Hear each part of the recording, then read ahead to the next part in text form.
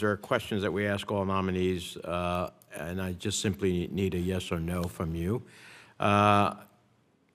It speaks to the importance this committee places on responsiveness by officials in the executive branch, and that we expect and will be seeking from you. So do you agree to appear before this committee and make officials from your office available to the committee and designated staff when invited? Yes. Do you commit to keep the committee fully and currently informed about the activities under your purview? Yes. Do you commit to engaging in meaningful consultation while policies are being developed, not just providing notification after the fact? Yes. And do you commit to promptly responding to requests for briefings and information requested by the committee and its designated staff? Yes. All right. So our nominee has answered yes to all those questions, so we'll start a round of 5 minutes. I'll recognize myself. It's obvious the importance of this nomination, because while we have a whole series of nominees that will be testifying at a second panel, we've had you exclusively before this panel, which, before the committee. So it speaks volumes about the importance that we think this particular position entails. And so I want to ask you, I know that you have been our ambassador to Armenia. I know that you at one time were the deputy chief of mission in Russia, but this is a very high profile and I would say tough job. Are you up to it? Mr. Chairman, thank you for the question. I believe that I am. Over the course of my 28 years in the Foreign Service, I have been tested in a number of assignments, both in terms of some of the challenges of physical security during a tour in Peshawar, Pakistan.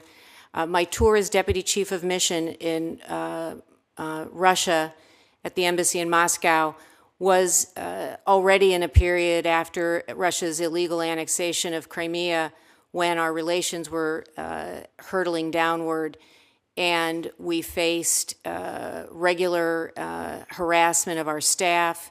I personally experienced some of that, where we were in the glare of ambushes from so-called journalists. I have seen in Russia already some of what I expect will be a continuation of some of the same practices.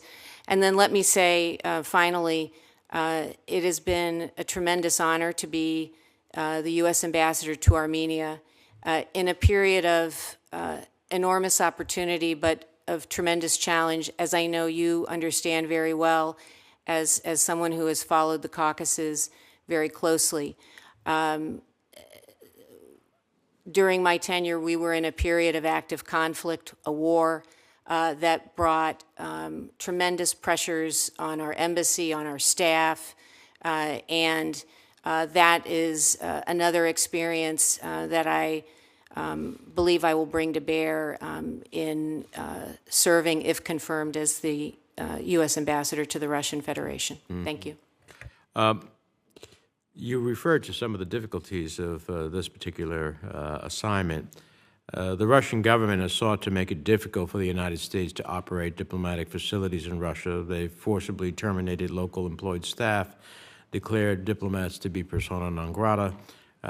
So we want to, first of all, take this opportunity to thank the personnel who have worked at our embassy in Russia over the years, both Americans and local staff, and particularly those currently serving during an incredibly trying and challenging time.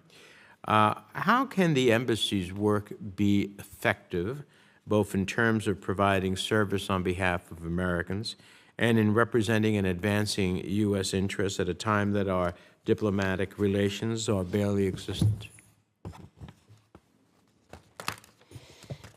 Mr. Chairman, as you well know, and the committee knows, we are operating at a greatly reduced staffing, and yet everything that I have seen in my preparation for this hearing and for understanding our operations in Moscow speaks to the dedication, the capabilities of our excellent team in Moscow of Americans able to carry out duties under extremely difficult circumstances. It isn't easy, particularly in the kind of surveillance environment that we have in Russia. I mean, this was something that I saw when I was the deputy chief of mission. It's almost impossible to go anywhere without some kind of surveillance, including when we were meeting journalists, political activists, academics, and it has gotten a lot harder even since then. People are afraid. But what has struck me as I've looked at some of the work that the embassy is doing is that Russians are still reaching out to us, interested in maintaining contact.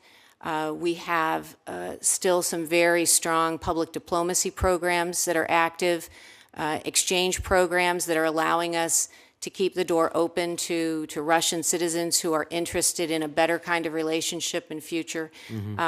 But it is difficult, and we have to be careful because of the risks that people are taking when they are in touch with our embassy in these times. Two final sets of questions, so let me try to synthesize them. I remain deeply concerned about Americans detained in Russia, including Paul Whelan, Brittany Griner, Mark Fogel, and James Wilgus, a New Jersey constituent. Do you commit to requesting regular consular access for all Americans detained in Russia to ensure that their basic needs are being met? Absolutely. Will you personally commit to visit wrongfully detained Americans Paul Whelan and Brittany Griner and support SPIHA in working to secure their release? Yes, Mr. Chairman. Russia continues to jail opposition leaders, including Vladimir Kara-Murza, Alexei Navalny, Ilya Yashin, who are, in my belief, are true patriots of Russia who advocate for a better future for the Russian people. In September, Ranking Member Risch and I wrote the administration requesting a determination under the Global Magnitsky Human Rights and Accountability Act as to whether the treatment of Mr. Kara-Murza is sanctionable under the act, and if so, if the administration plans to impose sanctions. So, assuming you are confirmed, do I have your commitment that you will work with the administration to respond to our letter with a determination no later than January 20th of next year, which is the date required by law? Yes, Mr. Chairman. Okay. I have other questions in this regard, but I'll submit them for the record in deference to my colleagues. Senator Risch went to vote, and so I will recognize Senator Romney at this time.